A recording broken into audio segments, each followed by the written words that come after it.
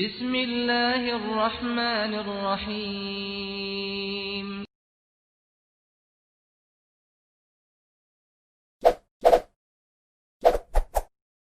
Subscribe, like, and share. Assalamualaikum warahmatullahi wabarakatuh. Alhamdulillahi rabbil alamin. Wa bihi nasta'inu ala umuri dunya waddin. Asyhadu an la ilaha illallah wahdahu la syarikalah. Wa asyhadu anna Muhammadan abduhu wa rasuluh. Allahumma sholli wa sallim wa barik ala Muhammadin wa ala alihi wa sahbihi ajma'in. Amma ba'd. Seluruh peserta yang saya muliakan, rahimakumullah. Saya nggak tahu berapa dan siapa, karena memang tidak nampak dari sini. Yang nampak hanya Mas Pur saja, yang lain tidak nampak. Ya. Saya ingin melanjutkan kajian kita pada season ketiga ini. Tapi ya, saya ingin mengingatkan kembali, kenapa kita harus menikah. Kenapa kita tidak boleh sendirian terus? Karena dalam hidup ini kita punya target.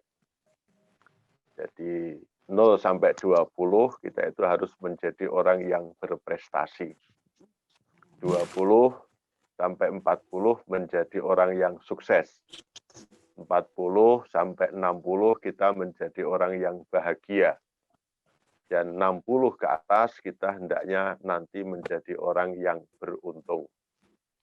Untuk menjadi orang berprestasi, sebaiknya kita belum punya pasangan hidup, karena bisa menjadi pengganggu konsentrasi. Jadi 0 sampai 20 kalau bisa kita masih sendirian, belum punya pendamping lawan jenis, kalau bisa Anda usah pacaran, karena untuk fokus berprestasi. Nah, untuk menjadi orang beruntung, kita bisa sendiri tanpa pasangan.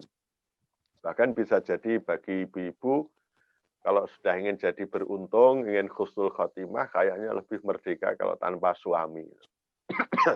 Bisa nggak ada yang ganggu kalau salat malam, puasa bisa bebas, gitu. Ngaji nggak ada yang melarang, pokoknya merdeka.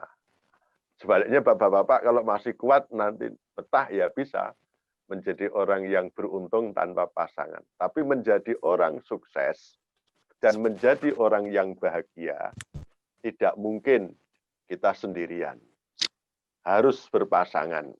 Karena dalam 20-40 ukuran sukses itu ada 6 yang tidak mungkin bisa sendirian. Yakni punya anak, menikah, itu, punya anak, kemudian bisa menabung, punya kendaraan, kemudian punya bisnis yang dinamis, kemudian punya jaminan hari tua, itu sebaiknya memang harus berdua, harus ada pasangan.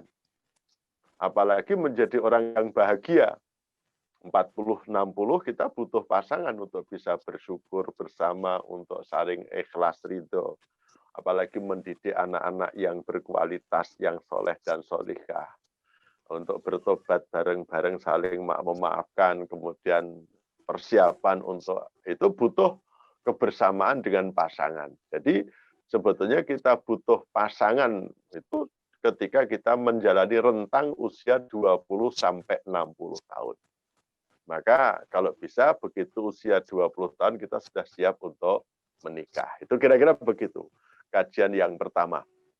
Nah, kajian yang kedua, kalau seorang muslim berumah tangga atau menikah dalam rangka untuk meraih kesuksesan dan kebahagiaan tadi, sukses dan bahagia. Syukur kalau bisa kita lanjutkan beruntung bareng-bareng, jadi orang yang beruntung, maka kita hendaknya punya semacam kriteria berkeluarga yang sukses itu. Parameter keluarga yang sukses, yang sering kita dengar dengan konsep keluarga samaraba. Jadi sakinah, mawadah, rahmah, dan barokah. Jadi seorang muslim dalam menempuh rumah tangga yang islami hendaknya punya target. Bisa sakinah, bisa mawadah, bisa rahmah, dan bisa mendapat barokah. Masing-masing sudah saya jelaskan secara garis besar, apa itu sakinah, apa itu mawadah, apa itu rahmah, dan apa itu barokah. Saya kira tidak perlu saya ulang kembali karena hanya sekedar untuk mengingat apa yang sudah pernah kita bahas. Nah, saudara sekalian yang saya hormati rahmatullah, untuk bisa meraih target-target tadi, untuk sukses, untuk bahagia, untuk sakinah, mawadah, rahmah, barokah tadi, kita harus menentukan pilihan. Jadi kalau kita agak tegas itu, setiap kita pasti sangat hafal dengan konsep yang diajarkan dalam surat Al-Fatihah. Ihdinas siratal mustaqim, siratal ladzina an'amta alaihim, ghairil maghdubi alaihim waladdallin. Tunjukkanlah kami kepada jalan yang lurus, yakni jalannya orang yang telah engkau beri nikmat atas mereka, bukan jalannya orang-orang yang engkau murkai, dan bukan pula jalannya orang-orang yang engkau sesatkan. Jadi dalam hidup itu ada 3 pilihan. Menjalani hidup itu ada 3 pilihan jalan hidup. Jalan orang-orang yang diberi nikmat, jalan orang-orang yang dilaknat, dan jalan orang-orang yang sesat. Dalam peta sosiologis umat Islam di Jawa atau di Indonesia, nampaknya kita tidak mudah untuk begitu pasrah kepada lingkungan. Karena apa? Karena kita itu ditawarkan, kadang-kadang dijebak, atau bahkan dipaksa untuk tidak bisa menghindar dari 3 peradaban, 3 tata nilai, yakni peradaban Islam, peradaban sekuler, peradaban tradisional. Ya, maka kita disuruh misalnya mengenal 3 kalender paling tidak. Kalender Islam, kalender Masehi, dan kalender Jawa. Kita juga diajari 3 bahasa, bahasa Arab, bahasa Inggris, dan bahasa Jawa selain bahasa Indonesia. Kita juga disuruh mengenal 3 aksara.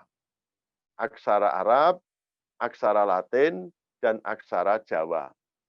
Nah, oleh karena itu kita tidak bisa menghindar dari 3 pengaruh tadi.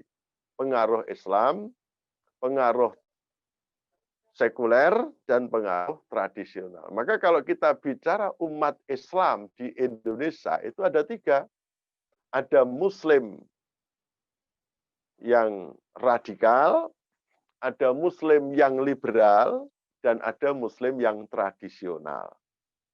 Ada Muslim yang mengikuti syariat, ada Muslim yang mengikuti budaya Barat, ada Muslim yang mengikuti adat istiadat. Kalau dalam bahasa Jawanya, enek sing derek Gusti Allah, enek sing derek penjajah, enek sing derek simbah-simbah. Nah itu. Nah, saya sangat repot kalau disuruh untuk misalnya mengisi kajian atau pengajian syawalan. Nah, di situ jelas lengkap. Ada yang Islami, ada yang tradisional, ada yang sekuler. Nah, oleh karena itu, kita perlu memahami tentang adanya 3 model keluarga. Jadi baik itu konsep syariat, konsep budaya Barat, maupun konsep adat istiadat juga punya konsep tentang namanya keluarga. Kalau dalam istilah, di dalam Al-Quran, keluarga itu disebut al-ahlu atau ahliyah. Misalnya kalau kita baca surat At-Tahrim ayat 66 misalnya. Ku anfusakum wa ahlikum naro. Jagalah dirimu dan keluargamu dari siksa api neraka. Jadi keluarga itu sering dikatakan sebagai al-ahlu atau ahliyah. Misalnya dalam surat Toha ayat 132 misalnya, wa'mur ahlaka bis-sholati wastabir 'alaiha. Perintahkanlah kepada ahlimu, keluargamu, untuk menegakkan sholat. Dan bersabarlah atas melaksanakannya. Maka keluarga Nabi itu juga disebut sebagai ahlul bait. Itu. Kemudian Nabi juga mengatakan dia adalah orang yang paling baik terhadap ahlinya. Itu. Kemudian anaknya Nabi Nuh itu ketika naik gunung bersama ibunya, Nabi Nuh berteriak, ya Allah dia ahliku. Tapi Allah mengatakan, wahai Nuh, dia bukan ahlimu, bukan keluargamu lagi. Karena Islam punya konsep sendiri tentang namanya keluarga. Saya nggak tahu kenapa dalam buku-buku kajian keluarga, orang sering menggunakan kata usroh. Kalau saya memahami usroh itu, atau kalau dalam bahasa Jawa batih, itu adalah konsep keluarga model tradisional. Jadi kalau masyarakat tradisional mengenal keluarga namanya batih. Ya, keluarga inti, keluarga besar. Nah, itu namanya usroh. Jadi pribadi tidak merdeka di dalam keluarga itu. Tapi kalau orang Barat itu menyebut keluarga dengan konsep family. Gitu. Family dalam bahasa kita, family itu adalah konsep keluarga model Barat. Jadi kalau kita ingin membentuk keluarga model yang Islami, kita tidak bisa menggunakan konsep family atau konsep usrah atau konsep batih. Islam punya konsep sendiri tentang namanya keluarga. Jadi, saudara sekalian hormati, kita tinggal pilih dalam hidup ini, mau membentuk keluarga model Islami, apa keluarga model sekuler, atau keluarga model tradisional tadi. Tinggal target kita apa? Kalau bahasa agak sadisnya, kalau itu, tadi ada 3 kelompok. Yang an'amta alaihim, orang yang diberi nikmat, maghdubi alaihim, orang yang dilaknat, waladhdallin, orang-orang yang sesat. Nah, kita tinggal pilih mana. Kalau masyarakat awam, ya kalau orang awam biasanya nggak punya pilihan, hidup itu mengalir saja. Diajak syariat ya mau, diajak adat istiadat juga mau, diajak ngikuti budaya barat juga mau. Diajak ngaji ya berangkat, jadilan ya berangkat, diajak ben-benan juga berangkat. Kalau pakai baju ya dia bisa ganti-ganti, kalau pas acara syar'i, ibadah, sholat, raweh itu dia pakaiannya ya menutup aurat. Tapi begitu rekreasi dia pakai pakaian model barat. Tapi begitu ada acara tradisi dia bisa pakai pakaian Jawa yang seperti itu. Nah, dalam pernikahan pun juga bingung, semua diikuti. Acara agama diikuti, acara tradisional diikuti, acara modern juga dibiayai. Sehingga jadi bingung. Itu pelan. Tapi kalau kita seharusnya milih yang diberi nikmat, milih yang dilaknat, atau milih yang sesat. Orang yang nggak punya prinsip semua diterima. Diberi nikmat ya diterima, dilaknat nggak apa-apa, kalau sesat sudah terbiasa. Nah, kalau orang Jawa bilang diparingi nikmat ya ditampa, dilaknat ya ora apa-apa, lek ming sesat ki wis kulino bendino. Nah, itu kalau orang kampung begitu, dikai nikmat ya ditampa, dilaknat ya ora apa-apa, disesat ya wis kulino bendino. Nah, itu bagi mereka yang nggak punya prinsip. Nah, kalau kita sebagai seorang muslim dan paham betul tentang tujuan dan jalan hidup tadi, berani mengucapkan ihdinas siratal mustaqim, siratal ladzina an'amta alaihim, berarti ini yang diberi nikmat. Ghairil maghdubi alaihim waladhdallin, berarti menolak yang dilaknat dan yang sesat. Nah, saudara sekalian yang saya hormati, kalau kita ingin membangun keluarga yang semacam ini, ya di dalam Al-Qur'an sebelum ke sana, ya, atau mungkin hanya sekedar untuk referensi saja, untuk pemahaman saja, bahwa baik itu Al-Quran, syariat, maupun orang-orang kampung di masyarakat, kemudian juga konsep-konsep manajemen barat, itu punya model-model keluarga itu. Ya, tentu saja ada keluarga yang baik, ada yang tidak baik menurut konsepnya masing-masing. Misalnya di dalam Al-Quran, ini sudah sering saya sampaikan karena materinya berkaitan dengan ini, ya akan saya sampaikan lagi. Di dalam Al-Quran itu ada 4 model keluarga tokoh. Figur-figur terkenal itu dalam membentuk keluarga itu bermacam-macam, ada 4 model. Yang pertama adalah keluarga model uswatun hasanah. Keluarga modelnya 2 tokoh, yakni Muhammad SAW dan Ibrahim alaihissalam. Jadi di dalam Al-Quran itu hanya disebut 2 tokoh sebagai teladan, uswatun hasanah. yakni Nabi Ibrahim alaihissalam dan Nabi Muhammad SAW. Tentang keuswatun hasanah Nabi Muhammad, bisa kita lihat surat Al-Ahzab ayat 21. Untuk melihat tentang keuswatun hasanah Nabi Ibrahim, kita bisa melihat surat Mumtahanah, surat 60, ayat 4 dan ayat 6. Qad kanat lakum uswatun hasanatum fi Ibrahim waladina ma'ah. Jadi hanya ada, maka kita dalam sholat tidak boleh melupakan dua tokoh ini. Allahumma sholli ala Muhammad wa ala ali Muhammad kama sholaita ala Ibrahim wa ala ali Ibrahim. Dan seterusnya itu. Jadi dua tokoh. Di mana keluarga Nabi Muhammad SAW dan Nabi Ibrahim itu adalah keluarga di mana suami, istri, dan keluarganya punya tujuan yang sama, punya jalan yang sama, dan punya pedoman yang sama. Jadi tujuannya sama-sama cari ridho Allah dan minimal masuk surga, menjauhi neraka, itu jalannya jalan syariat, jalan Islam, pedomannya adalah pedoman wahyu.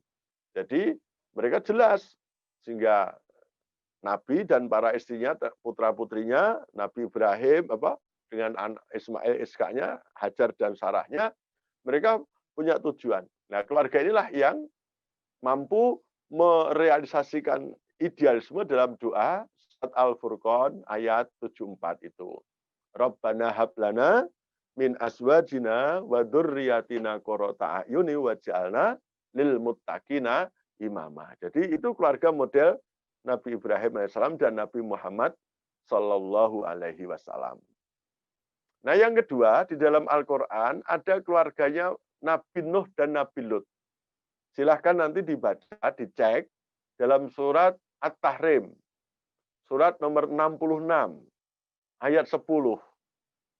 Di situ Allah menyebut keluarga Nabi Nuh dan keluarga Nabi Nuh dan Nabi Lut itu bukan uswatun hasanah, tapi sebagai tamsil, sebagai perumpamaan ada di dalam masyarakat nanti keluarga yang tidak seperti itu, di mana suami dan istri paling tidak tujuannya bertentangan, jalannya berseberangan, pedomannya berbeda-beda itu.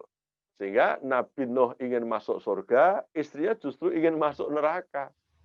Suaminya berpedoman pada wahyu, istrinya berpedoman pada primbon dan tradisi nenek moyang. Sehingga lihat saja dalam sejarah sirah, ketika ada tantangan berat, banjir bandang yang mengancam peradaban saat itu, sikap mereka berbeda. Nabi Nuh mengikuti wahyu, naik perahu, nah, istrinya mengikuti tradisi masyarakat, akhirnya naik gunung. Dan anaknya juga ikut ibunya. Nah, maka peristiwa yang sama akhirnya apa? Nabi Nuh selamat, istrinya tenggelam. Itu baru di dunia. Nanti di akhirat juga begitu. Suaminya masuk surga, istrinya masuk neraka. Itu artinya apa? Di masyarakat pun juga banyak tokoh-tokoh, suaminya menjadi orang soleh, bahkan bisa jadi ustadz, bisa jadi kiai, jadi guru agama, takmir masjid, tapi justru istrinya berseberangan dengan yang dilakukan oleh suaminya. Istrinya mungkin tidak pakai jilbab, istrinya mungkin tidak mau berangkat ngaji, istrinya justru sering menggunjing dengan tetangga, dan seterusnya itu. Anak-anaknya lebih dekat ke ibunya. Nah, ini keluarga model Nabi Nuh dan Nabi Lut. Yang ketiga, itu ada keluarga model Fir'aun. Keluarganya Fir'aun. Silahkan baca surat At-Tahrim, surat 66 ayat 11. Di mana keluarga Fir'aun itu terbalik dengan Nabi Nuh. Nah, di sini Fir'aun yang negatif, istrinya yang positif. Tapi kalau Nabi Nuh suaminya positif, istrinya negatif. Nah, Fir'aun itu jelas taghut, penentang Allah, mengaku Tuhan, memusuhi Nabi Musa. Ya jelas dia diancam Allah dengan nerakanya. Tapi istrinya Siti Asiyah justru menjadi pengikut Musa. Ya, kalau ada apa-apa konsultasinya ke Nabi Musa, bukan kepada ahli nujum. Nanti ketika di akhirat suaminya dimasukkan ke neraka, Siti Asiyah itu oleh Allah dibangunkan istana di surga. Nah, itu suami istri nanti nasibnya di akhirat beda. Karena perilakunya di dunia beda. Itu Fir'aun. Nah, yang keempat, ada keluarga model Abu Lahab. Silahkan nanti baca surat Al-Lahab, dalam Al-Qur'an surat nomor 111 itu tabat yada Abi Lahab itu, di mana keluarga Abu Lahab itu suami istri tujuannya sama. Jalan hidupnya sama, pedomannya sama. Sama-sama memusuhi Nabi Muhammad SAW, sama-sama mengingkari wahyu, sama-sama memusuhi dakwah. Sehingga apa? Ketika suaminya dimasukkan ke neraka, istrinya yang membawa bahan bakarnya. Itu kalau kita mencari ilustrasi model-model keluarga di dalam Al-Quran. Silahkan itu ayat-ayat qauliyah, ayat-ayat yang difirmankan oleh Allah. Nah, biasanya orang-orang Islam memilih keluarga itu mana? Keluarga Nabi Ibrahim, Nabi Nuh, Fir'aun, apa Abu Lahab. Saya kira kalau kita sebagai orang normal, pilih mana? Saya sering gojek sama ibu-ibu, mbak, ibu-ibu kira-kira pilih yang mana? Oh, semua jawab Ibrahim. Ya, tenan, sungguh-sungguh, tak amini loh ya. Nah, ketika ditanya, kalau milih Nabi Ibrahim sungguh-sungguh, serius? Ya, taat. Coba saya tanya, Nabi Ibrahim isinya berapa? Nabi Muhammad isinya berapa? Baru dia bilang, oh, yang itu enggak lah. Namanya itu. Sering terjadi, saya sering gocek begitu. Jadi ada keluarga ideal, keluarganya Nabi Ibrahim dan Nabi Muhammad yang seharusnya menjadi cita-cita utama kita sebagai seorang Muslim. Nah, saudara sekalian, hormati, tapi kita bisa melihat orang tradisional, sebenarnya juga nggak salah-salah betul. Mereka menggunakan ayat-ayat kauniyah, ayat-ayat yang ada di alam, perumpamaan-perumpamaan ciptaan Allah yang ada di alam. Allah kan sering mengadakan perumpamaan dalam bentuk binatang ternak, perumpamaan khimar, perumpamaan anjing, perumpamaan apa-apa binatang-binatang dalam Quran. Nah, termasuk masyarakat Jawa, saya sering dengar-dengar itu, setidaknya ada 4 model keluarga unggas. Itu setidak-tidaknya, silahkan ditambahi, monggo. Setidak-tidaknya ada 4 model keluarga unggas. Keluarga burung-burungan. Yang pertama apa? Keluarga model burung merpati. Yang kedua, keluarga model ayam. Yang ketiga, keluarga model burung puyuh. Yang keempat, keluarga model bebek alias itik. Nah, meskipun sama-sama unggas, dalam proses reproduksi itu ada perbedaan-perbedaan yang cukup mencolok. Ada ciri khas, kekhasan, karakteristiknya jelas. Ada keluarga burung merpati, ada keluarga model ayam, ada keluarga burung puyuh, dan ada keluarga bebek. Maka kalau ada orang menikah, yang disimbolkan adalah seperti merpati yang ideal. Merpati itu burung cinta damai. Hatinya suci, kesetiaannya tinggi. Perkawinan dianggap ikatan abadi, setia sampai salah satu yang mati. Yang jantan tidak pernah terlintas untuk poligami. Yang betina tidak terlintas untuk poliandri. Kalau satu, ya itu. Itu merpati. Hubungan suami istri bagi merpati sudah didesain oleh Allah, sudah disetel. Punya prinsip, nikmat milik berdua, kalau ada akibat ditanggung bersama. Jadi merpati itu kalau cari kenikmatan itu milik berdua. Nggak ada yang egois. Silahkan diamati bagaimana merpati kawin. Tidak ada pemerkosaan.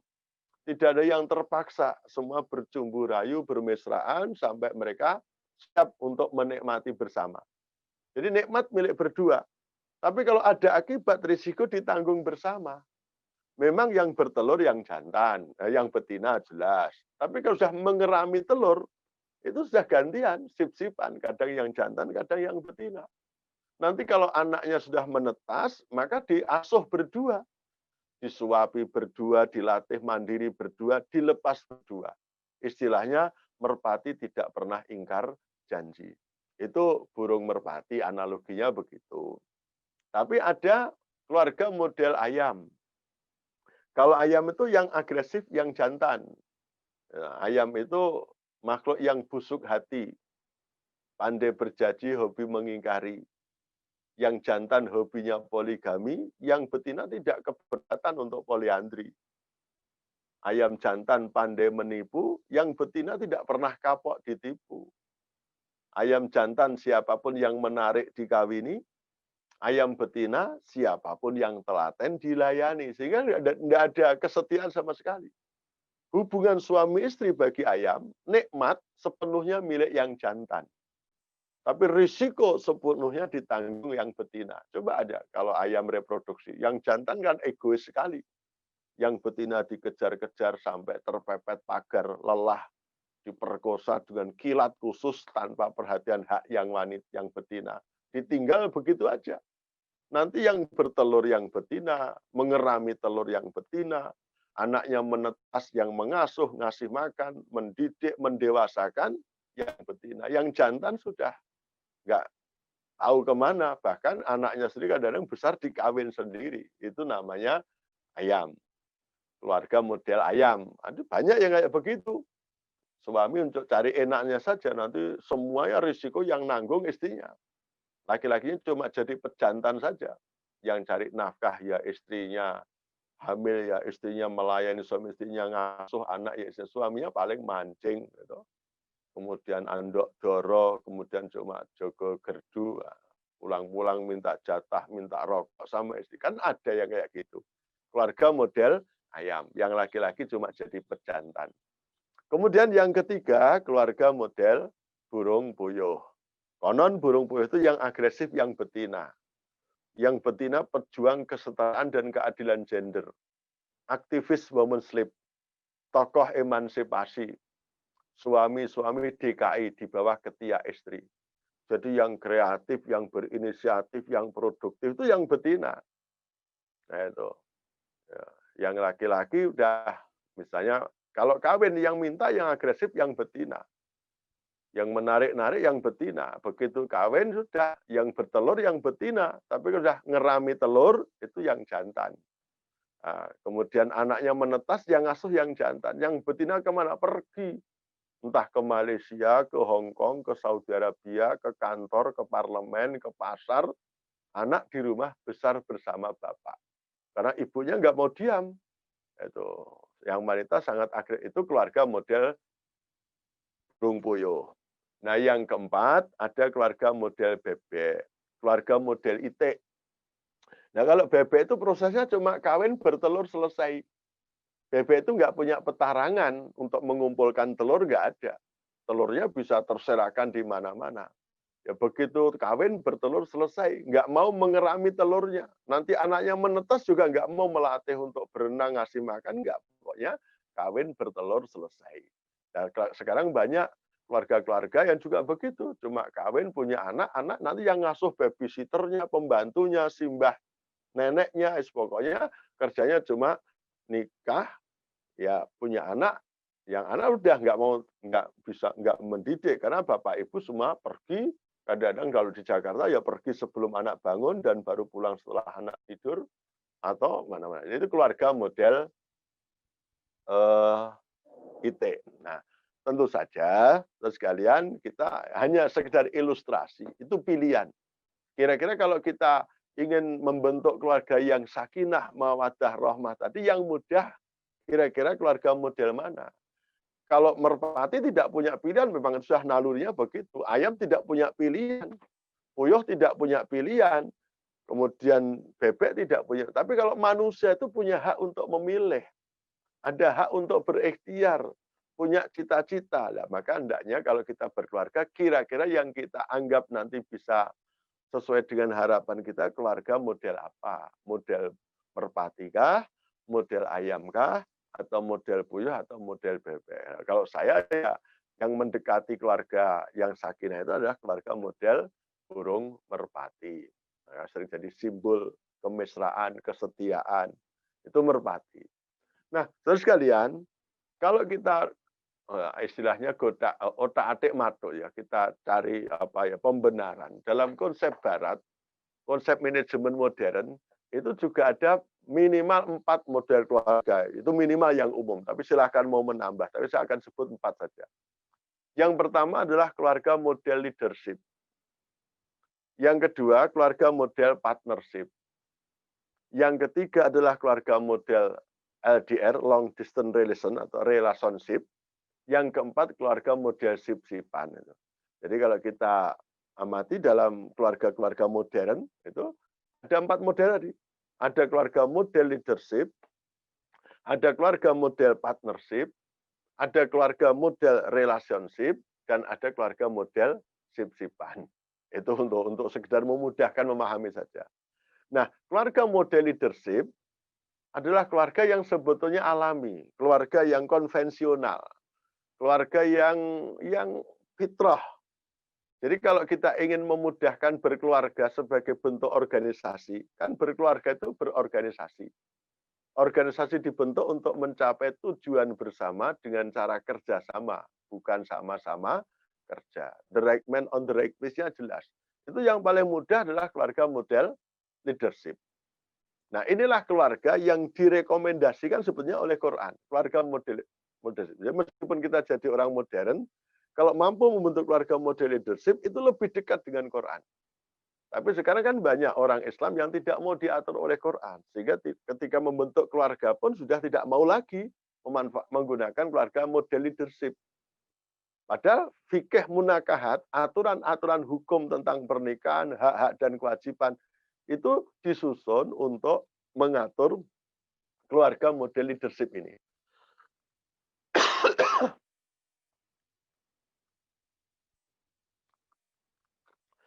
Secara garis besar, keluarga model leadership ini, kalau kita carikan dalil, kita bisa membaca dalam surat An-Nisa ayat 34. Gitu. Ar-rijalu qawwamuna 'alan nisa'i bima faddalau ba'dahum 'ala ba'din wa bima anfaqu min amwalihim.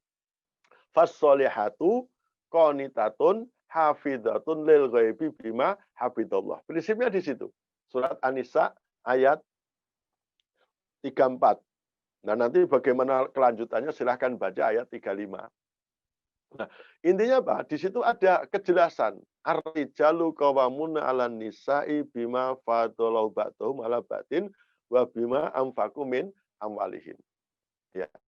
Laki-laki itu adalah pemimpin, qawam, penanggung jawab, pemuka.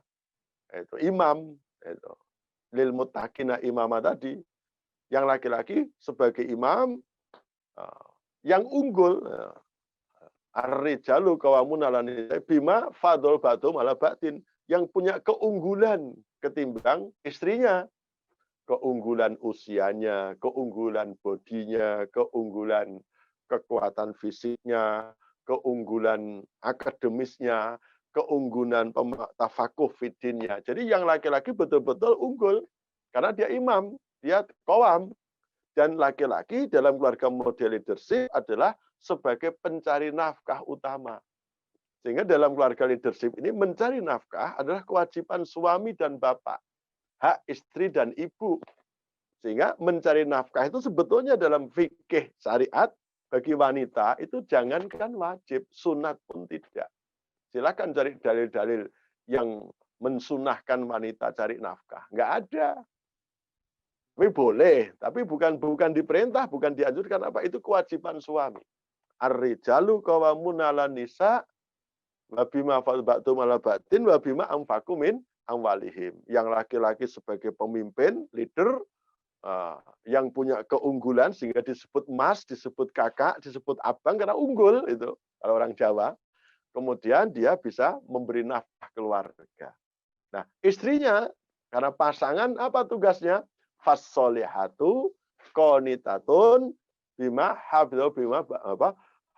Fas-sholihatu qanitatun hafidhatun bima hafidhu hafidhatun itu. Jadi yang wanita ada yang solihah, kemudian yang taat. Kemudian yang ketiga, yang bisa menjaga ketika suaminya pergi. Menjaga suami dari godaan persaingan, syahwat di luar rumah, menjaga anak-anak, menjaga harta, menjawab tanggung jawab, itu tugas wanita. Itu. Nah, jadi itu keluarga model leadership. Nah, cuma sekarang keluarga semacam ini sudah tidak laku ketika ditawarkan kepada generasi muda Islam. Banyak yang sudah menolak. Apalagi orang tua kita jelas banyak yang tidak ikhlas kalau anaknya membentuk keluarga model leadership ini. Kenapa? Laki-laki dan perempuan sekarang pendidikannya sama, nikahnya dalam usia yang hampir sama. Nah, saya saja ini terus terang buka agak rahasia itu. Saya ketika sejak awal berusaha membentuk keluarga yang Qurani, yang sederhana tadi, model leadership ini, itu saya sampai dibenci ibu mertua itu 11 tahun. Sampai anak kelima lahir, saya baru disenyumi oleh ibu mertua. Kenapa? Istri saya yang sarjana, pada tahun 86 saya nikah, istri saya yang sarjana, itu nikah dengan saya yang bukan pejabat, bukan dosen, bukan apa, hanya guru ngaji yang simatupang, siang malam tunggu panggilan aja. Nah itu, kemudian istri yang sarjana, saya paksa membentuk keluarga model leadership. Ada bagi tugas, saya laki-laki, dia perempuan, saya suami, dia istri, saya bapak, dia ibu, saya aktivis publik, dia aktivis domestik, saya yang mencari, istri saya yang mengelola, saya rindu pulang, istri saya yang menunggu saya datang. Sehingga sebagai mitsakon itu, ikatan yang sangat kokoh, yang saling membutuhkan, saling merindukan. Dan saya merasa bahagia, merasa nikmat-nikmat, merasa indah. Tapi, maaf, ibu mertua tidak ridho, tidak rela. Anaknya yang kuliah sudah menghabiskan waktu yang panjang, biaya yang besar, kadang-kadang harga diri, harapan yang besar, supaya nanti jadi ASN, macam-macam, berseragam, tahu-tahu nikah dengan saya, suruh di rumah, ya marah-marah. Kalau tahu begitu dulu nggak usah kuliah, biayanya mahal-mahal, cuma di rumah kan nggak butuh. Jadi sarjana, macam-macam itu. Tapi kami buktikan selama 11 tahun, cari akreditasinya 11 tahun, baru ternyata dipuji. Oh, ternyata enak ya kamu. Hidup ekonomimu juga tidak beda dengan yang lain, anakmu juga berani banyak, kamu bisa saling bagi tugas, dan seterusnya itu. Karena memang itulah yang diatur oleh syariat. Sehingga kalau saya bertengkar dengan istri atau beda paham, gampang. Farudu ilallah wa rasul, gampang. Kembali kepada Allah dan Rasul itu gampang. Kenapa? Aturan syariatnya ada, fikihnya ada. Karena fikih tadi digunakan untuk mengatur keluarga model leadership. Tapi keluarga semacam ini sekarang sulit untuk kita temukan, kecuali bagi orang-orang tertentu saja yang memang berani untuk mengambil keputusan, menentang arus, bahkan dicap anomali. Nah, yang kedua, saudara sekalian, sekarang banyak keluarga model partnership. Jadi suami istri bukan sebagai sesuatu yang atas bawah, tapi partner. Sebagai pasangan yang ekuivalen. Ya kalau kita mau cari dalilnya ada. Kalau cari dalilnya, surat An-Naba itu ayat 8 sampai 11 itu dalilnya. Wa khalaqnakum aswaja wa ja'alna naumakum subata wa ja'alna laila libasa wa ja'alna nahara ma'asya. Itu biasanya dijadikan alasan. Kenapa kok partnership? Ya, kami membentuk keluarga model itu juga ada isyaratnya dalam Al-Qur'an. Wa khalaqnakum aswaja, kami ciptakan kamu dengan pasangan, berpasangan. Wa ja'alna naumakum subata, dan kami jadikan tidurmu untuk istirahat. Wa ja'alna laila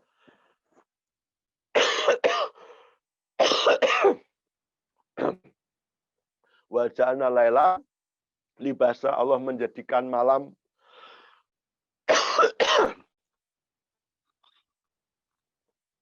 untuk bernaung, untuk berkumpul, untuk berlindung, untuk hunna libasul lakum wa antum libasul lahun. Al-Baqarah 187. Mereka pakaian bagi kamu, kamu pun pakaian bagi mereka. Wa ja'alna nahara ma'asya. Maaf. Dan kami jadikan siangnya untuk cari ma'isyah. Jadi sekarang banyak keluarga yang punya komitmen membentuk keluarga model partnership ini. Sehingga laki-laki nikah sama-sama sudah sarjana, usianya juga hanya 11, 12, bahkan ada yang lebih tua, yang wanita secara akademis juga begitu, banyak terjadi laki-lakinya SMA, wanitanya S1, atau laki-lakinya. Nah, jadi sebagai partner, tidak berpikir siapa yang lebih tua, yang muda, siapa yang kerja, itu pokoknya sebagai partner pasangan. Aktivitasnya apa? wa ja'alnal nahara ma'asya. Kalau siang mereka semua mencari ma'isyah. Pergi pagi, pulang petang, atau maaf tak bulan baleni ini mengamalkan P40. Pergi pagi, pulang petang, pantat panas, pinggang pegal, perut perih, kepala pusing, beringas-beringis, berengat-berengut, berak-berak, pendelak-pendelik, prak-prek, penghasilan pas-pasan, potongan, pungutan, pajak, premi, paketan pulsa, pol-polan. Itu ya gitu. Pagi sama-sama jadi dosen, sama-sama jadi dokter, sama-sama jadi ASN, atau satu jadi guru, satu jadi polisi, atau pokoknya pagi mereka berangkat bareng, sore mereka pulang bareng. Itu namanya tadi waja'nan nahara masa. Tapi waja'na laila libasa. Tapi setiap malam mereka masih sempat kumpul, meskipun terlambat. Kalau di Jakarta, saya katakan tadi, pergi sebelum anak bangun dan baru pulang setelah anak tidur. Tapi setiap hari pulang, ketemu. Berangkat pagi jam 5 atau jam setengah 5, atau habis subuh, pulang nanti jam 9 karena macet. Tapi setiap hari masuk, pagi berangkat kita lagi. Itu waja'na laila libasa. Waja'na naumakum subata. Begitu tidur mereka istirahat. Saking lelahnya, nyenyak sekali. Yang laki-laki ngorok, yang perempuan ngiler bahasa Jawanya. Nah ini, tapi mereka merasa sebagai pasangan. Nah, keluarga semacam ini sulit dicari fikihnya untuk mengatur. Kalau diatur secara fikih munakahat, bisa jadi itu terjadi ketidakadilan.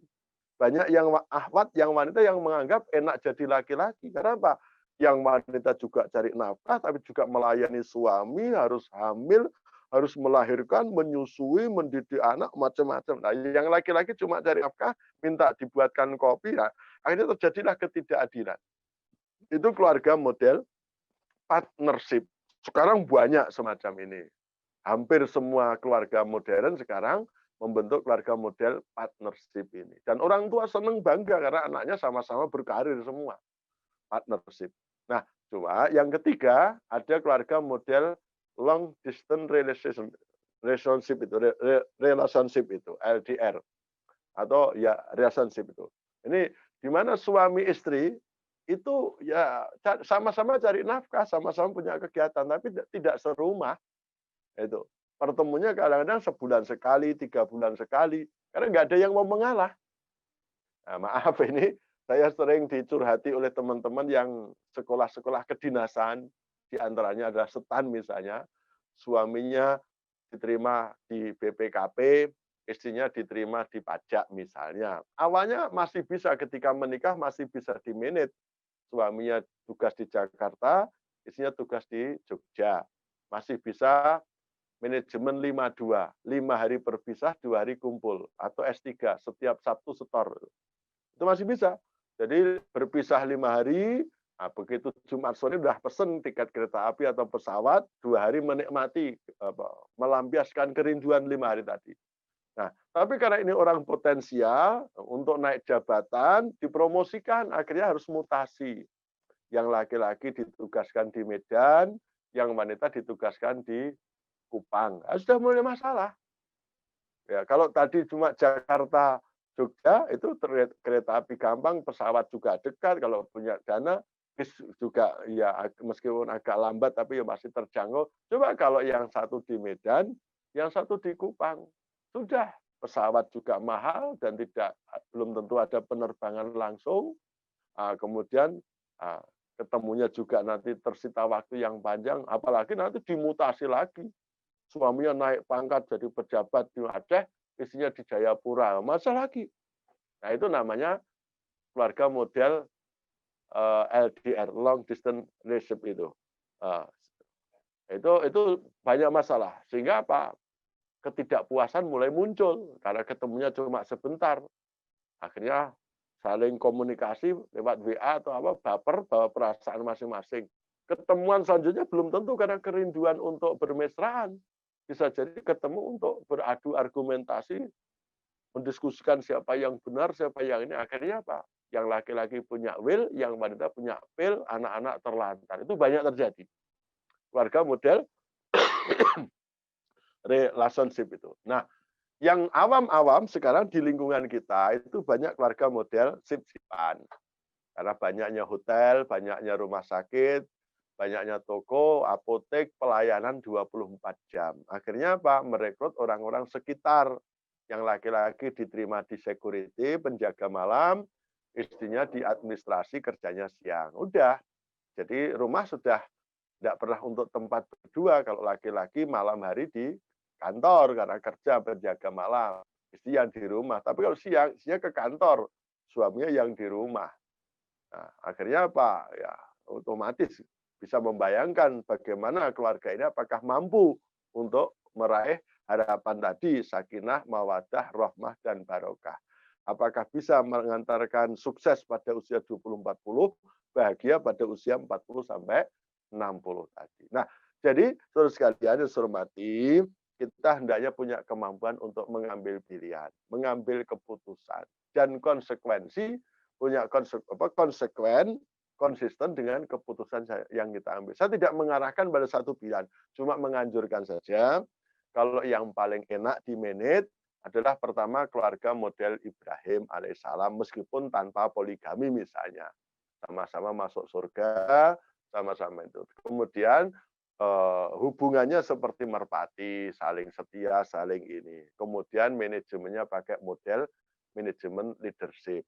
Itu yang gampang untuk di-manage. Tapi kalau memilih yang lain, monggo silahkan. Mau keluarga model yang lain silahkan, karena masing-masing pilihan itu ada konsekuensinya. Tapi kalau kita bicara Islam, fikih Islam, aturan hukum keluarga dalam Islam, itu disusun untuk mengatur keluarga model leadership tadi. Keluarga ahliyah tadi. Keluarga yang di situ bisa diterapkan ku anfusakum wa ahlikum naro, diterapkan dengan Rabbana hablana min aswajina wa dzurriyyatina qurrata a'yuni waj'alna lil muttaqina imama. Cuma kalau nanti kita jadi orang Islam, aktivis Islam, membentuk keluarga model partnership atau yang lain, ya sesuaikanlah yang jelas masing-masing punya hubungan. Tapi kalau cari fikih rinci memang sulit nanti diterapkan. Ya, kalau hanya misalnya partnership, ya kita hendaknya berkeluarga saling mencintai, saling ridho, saling syukur, saling sabar, saling adaptasi, saling mengingatkan, saling. Tapi kalau diatur hukumnya nanti repot. Pembagian waris pun nanti juga repot. Pembagian harta kalau cerai pun juga repot. Karena apa? Kita membentuk keluarga model yang tidak standar tadi. Nah, kira-kira kajian kita pada malam hari ini mengenalkan untuk kecerdasan mengambil keputusan. Jadi kalau bisa hidup itu jangan hanya ikut arus. Mengambil keputusan sesuai dengan kesanggupan kita masing-masing untuk konsisten. Kalau kita salah memilih, salah memanage, ya harapan untuk sakinah, mawadah, rahmah, dan barokah itu tidak akan terwujud.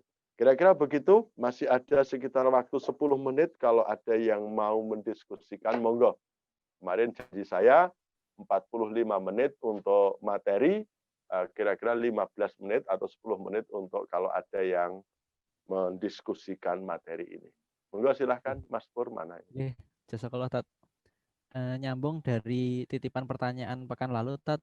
Di sini ada yang izin bertanya tentang jarak usia antara perempuan dan laki-laki untuk menikah. Kan Ustadz kemarin menyebutkan idealnya 4-7 tahun.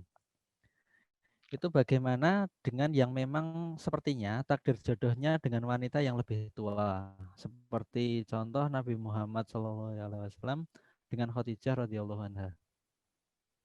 Ya, pertama beliau kan bukan sebagai ketika beliau menikah, ini status beliau belum resmi sebagai uswatun hasanah. Karena ketika Muhammad SAW menikah dengan Khadijah belum jadi Rasul. Itu yang pertama. Itu pasti ada hikmah tertentu yang tentu saja silahkan baca di buku-buku. Kenapa Allah menikahkan Muhammad SAW dengan Siti Khadijah. Tapi para ulama masih banyak diskusi, Mas. Selama ini yang kita anggap kan Khadijah usia 40 tahun. Nabi Muhammad 25 tahun. Itu banyak yang kalau saya lebih percaya kepada pendapat yang lebih rasional. Jadi ketika Nabi Muhammad SAW menikah dengan Khadijah, itu usianya masih 28 tahun. Bukan 40. Coba bayangkan kalau secara teori saja, usia 40 tahun menikah sampai punya anak 6 itu gimana? Masih punya 6 loh, Ya, luas melahirkan itu. 6 kali usia 40 tahun. Ya, Itu melahirkan 6 kali. Padahal ya, Quran mengatur setiap anak berhak mendapatkan ASI, setiap anak berbakti 2 kan tahun. gitu. Ya. Ya, minimal 2 tahun. Idealnya kalau dalam Islam itu 3 tahun. Karena setiap anak berhak menemukan 3 ibu dan cukup 1 bapak ya. Jadi ibunya 3, bapaknya 1. Ibumu, ibumu, ibumu, baru bapakmu. Ibu kandung, ibu susu, dan ibu guru. Jadi makanya dalam Islam menyusukan itu fi amaini 2 tahun penuh bagi yang ingin menyempurnakan. Nah, menyusui itu kira-kira 2 tahun tadi, hamil itu 9 bulan 10 hari. Nah, karena juga ada isyarat nisaukum harsulakum fa'tu harsakum sebagai dalam konsep ilmu cocok tanam kan tidak begitu panen langsung ditanami, kan ada pengembalian ke unsur normal. Jadi seidealnya wanita itu setelah nyapih anak itu harus ada istirahat 3 bulan kira-kira untuk supaya kembali posisi yang normal sebelum melahirkan hamil pada anak berikutnya. Jadi idealnya anak itu lahir jaraknya 3 tahun, 3 tahun itu. Kalau kita mau sempurna. Nah, karena setiap anak punya hak tadi asasi ibumu, ibumu, ibumu. Jadi ibu sempat mengandung, sempat menyusui, dan sempat mendidik anak. Tidak di setiap tahun melahirkan macam-macam itu, tapi harus ada usaha. Itu pengendalian, pengaturan kelahiran, bukan pembatasan. Nah, sehingga Nabi masih bisa setia kepada Khadijah pada sampai usia berapa? Nabi ditinggal Khadijah itu usia 53 tahunan kira-kira. Ya, dan Siti Khadijah berarti masih 56. Jadi masih bisa, bukan sesuatu yang masih bisa. Cuma memang dalam konsep masalahnya Nabi Muhammad kan oleh Allah tidak hanya dikasih Khadijah. Kemudian dikasih Aisyah, dikasih yang lain. Kira-kira loh, nyuwun sewu, maaf itu kalau ada yang ikut-ikutan seperti itu dengan sengaja. Ikut-ikutan ada laki-laki usia 25 tahun menikah dengan wanita, enggak usah yang 40 lah. Wanita yang usia 28 tahun. Nah, kemudian sampai umur panjang sampai tua. Laki-lakinya 60, wanitanya 63. Kira-kira laki-laki 60 seusia saya. Saya itu 61, Mas. Kira-kira masih butuh hubungan suami istri nggak kira-kira? Masih. Nah, kalau istri saya usia 65 kira-kira gimana? Masih mau nggak? Yeah, Masih mau nggak?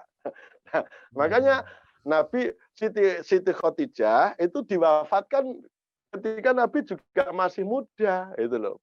Sehingga Nabi masih punya harapan dapat Aisyah itu, masih dapat yang lain-lain yang 9 itu kan itu. Kalau kita apakah dapat jaminan seperti itu kalau menyengaja? Kalau menyengaja tadi memang saya tidak melarang, anak saya juga tidak semuanya nikah dengan jarak yang ideal karena namanya cinta itu sok buta, namanya cinta itu nggak memikirkan yang rasional.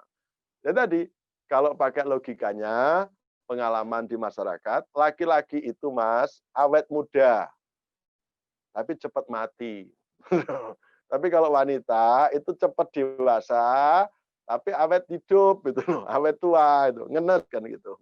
Jadi jatahnya sama sebetulnya tapi kurvanya anunya beda gitu. Gambarnya beda itu. Maka laki-laki dan wanita itu. Maka laki-laki itu baliknya usia 15 zaman dulu yang alami, wanita itu 12.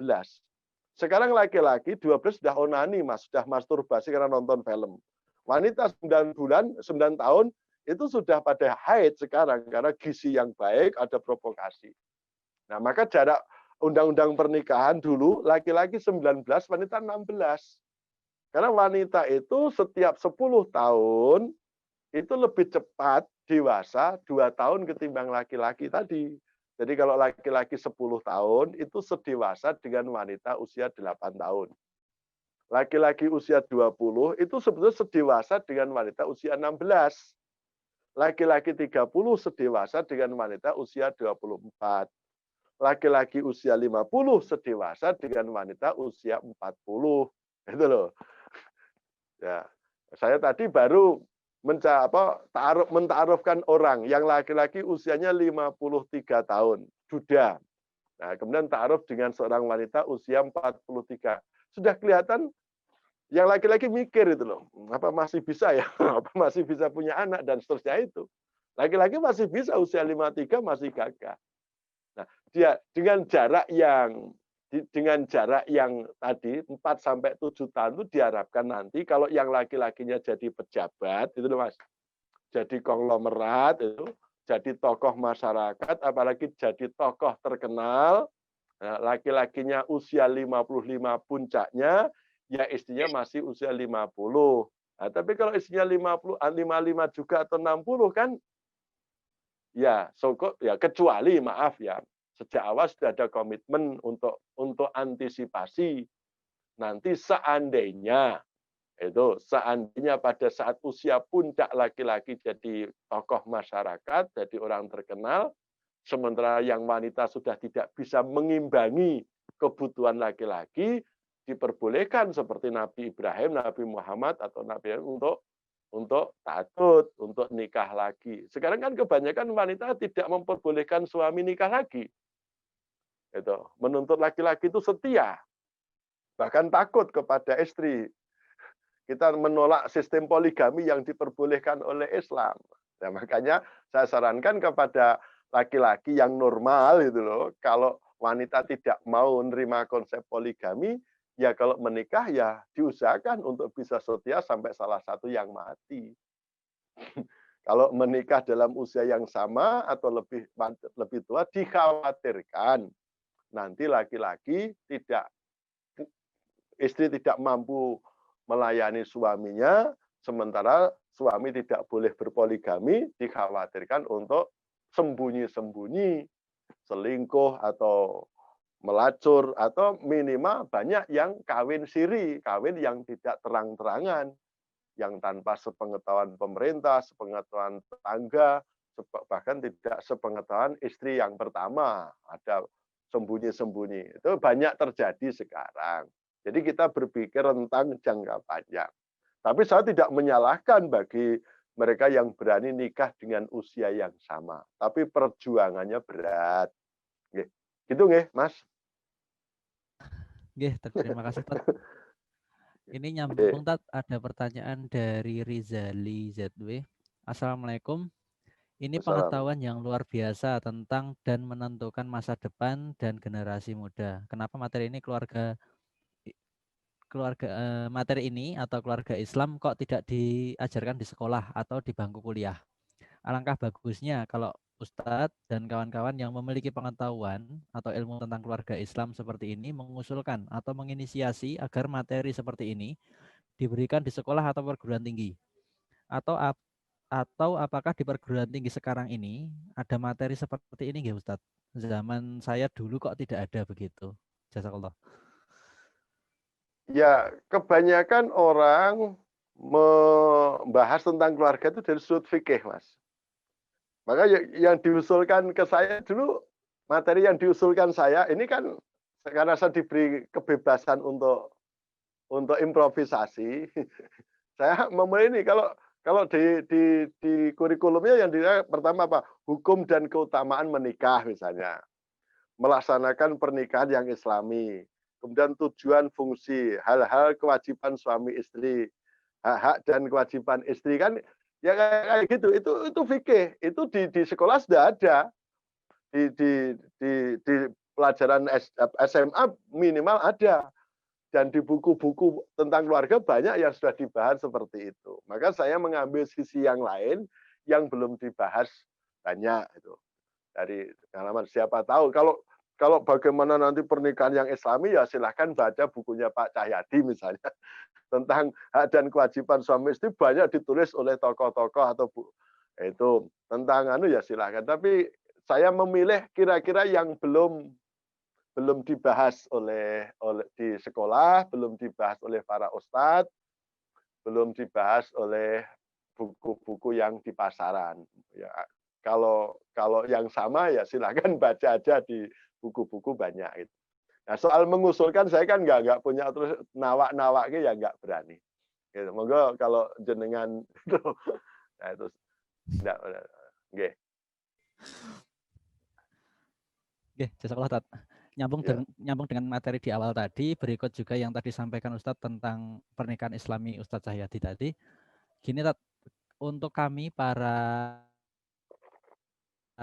ikhwan dan akhwat yang masih belum menikah, kan setelah mendengarkan kajian tentang rumah tangga Islam ya ingin sesuatunya itu syar'i. Tetapi untuk pelaksanaan di masyarakat, apalagi itu dengan keluarga kita sendiri, ternyata keluarga kita ternyata masih kekeh dengan budaya Jawa, misal contoh, itu bagaimana kita cara kita mensikapi? Sebetulnya Kan kadang di masyarakat orang tua mintanya Jawa banget gitu. Sebetulnya kalau kita kembali kita memahami Islam dari dasar, kan sebelum kita menikah, kan harus latihan birrul walidain dulu, Mas.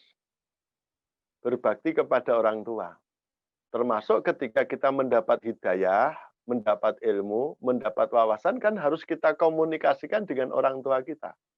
Dengan cara qaulan karima, perkataan yang mulia, tetap menghargai orang tua, mendiskusikan. Jangan sampai kita itu beda dengan orang tua, kemudian sembunyi-sembunyi. Dapat hidayah kita sembunyikan, tidak pernah kita bicarakan. Begitu kita menikah, persoalan yang prinsip bagi keluarga, kita punya konsep yang berbeda, baru didadak. Kan kaget. Orang tua kan bilang, wah setan apa sing leboni kowe ngono kuwi. Kan bisa dianggap kita kemasukan setan, dianggap kita itu kesurupan. Karena apa? Kita sering menyembunyikan. Saya itu dengan orang tua saya, maaf, kontradiktif. Bapak saya itu dukun, bukan sekedar orang awam. Itu bapak saya itu tokoh perdukunan, dukun terkenal di Jawa Timur. Tapi saya sejak awal sudah mendiskusikan dengan orang tua. Saya sudah prinsip berbeda, tapi silaturahmi tetap jalan. Ya, jadi silaturahmi jalan, tapi prinsip harus sangat tegak. Sehingga ketika saya menikah, ya orang tua sudah paham. Sehingga terus saja bapak saya, karena saya akad nikahnya itu Sabtu siang, Sabtu pagi, walimahnya nanti malam akad, bapak saya nggak mau datang walimah. Karena apa? Bapak saya punya keyakinan malam akad itu sudah masuk hari naasnya bapak. Akad wage itu bapak nggak berani punya rame-rame aja. Maka ya bapak paham, dah saya hanya ngantarkan kamu akan nikah pagi, setelah saya akan pulang, pada waktu resepsi malam, saya tidak akan datang. Kamu sudah paham. Nah, tapi karena mertua saya ustadz, kiai, nggak ngikuti hari-hari kayak gitu, nggak kenal ya. Pokoknya bisanya waktunya itulah. Akhirnya saling mengerti. Nah, yang banyak terjadi ketika kita dapat hidayah, punya ilmu, punya pemahaman baru, kita sembunyikan dari orang tua kita, sehingga kita tampil selama seperti anak baik-baik saja, anak biasa-biasa. Begitu kita ngambil keputusan untuk menikah, yang harus melibatkan masyarakat, keluarga besar, kita punya konsep sendiri yang mereka tidak kenal, mereka tidak paham, mereka tidak familiar, kan kaget. Sehingga kita dianggap orang kemasukan setan dan seterusnya itu. Nah, akhirnya dicap radikal, fanatik, fundamentalis. Islam yo Islam, ning ora fanatik ngono kuwi. Aku yo Islam, ning ora koyo kowe kan gitu. Mlebu surga yo mlebu surga, ning ora sah ning jero. Aku yo pengen surga ning jaba wae kan banyak. Akhirnya kan banyak masyarakat yang begitu. Jadi tolong yang muda-muda yang belum nikah, kalau sudah dapat hidayah, sudah pemahaman, sedikit banyak komunikasikan dengan orang tua. Kalau temannya ada yang nikah, misalnya minta undangan orang tuanya diajak boleh gitu untuk studi banding. Oh ternyata ada resepsi pernikahan alternatif yang praktis, yang murah, tidak rebyek. Nah, kita ajak silaturahmi ke orang-orang yang berhasil rumah tangganya dengan Islam. Oh ternyata rumah tangganya harmonis, tidak ada masalah, anaknya baik-baik. Kenapa? Dia menggunakan cara yang Islam. Jadi tolonglah sebelum kita menjadi dai di tempat umum, ya dakwahlah keluarga sendiri, terutama orang tua dekat. Minimal tadi saling toleransi di tasamuh. Orang tua ya dalam hal tentu seperti ya, lakum dinukum waliyadin dalam tanda kutip lah ya. Jadi itu. Nah, saling sehingga ketika kita ngambil keputusan dengan masyarakat pun nanti kita oh wancen ke wong ngaji ya ngajine ngono, nikah ya ngono kan wong ngaji ya. Orang tahu itu loh. Kita tuh punya prinsip itu loh. Tapi silaturahmi tetap jalan. Nah, yang banyak terjadi tadi orang tua, lingkungan kaget. Kita sembunyikan, kita sambil dianggap orang biasa-biasa saja, nggak ada masalah. Begitu nikah melibatkan mereka, kita menggunakan konsep kita sendiri yang mereka masih asing, mereka masih aneh. Apalagi di lingkungan situ belum ada contohnya, wah geger betul Mas. Saya dulu nikah, istri saya pakai jilbab di tahun 86 nikah itu jadi pembicaraan tingkat kabupaten Mas. Karena baru pertama kali ada tahun 86 di kabupaten saya di Jawa Timur orang nikah pakai jilbab. Biasanya kan nah itu. Tapi sudah tahu saya orang radikal waktu itu. Saya orang yang sudah tahu, enggak nyembunyikan. Jadi sudah dimaklumi, tapi silaturahmi tetap jalan. Sehingga keluarga enggak bereneko-neko, kita bisa berargumentasi, bisa menjelaskan, nah, ini pilihan kami, itu. Oke. Nggih, jazakallah atas materi dan pesan yang diberikan kepada para yang belum nikah ini, para jomblo-jomblowati.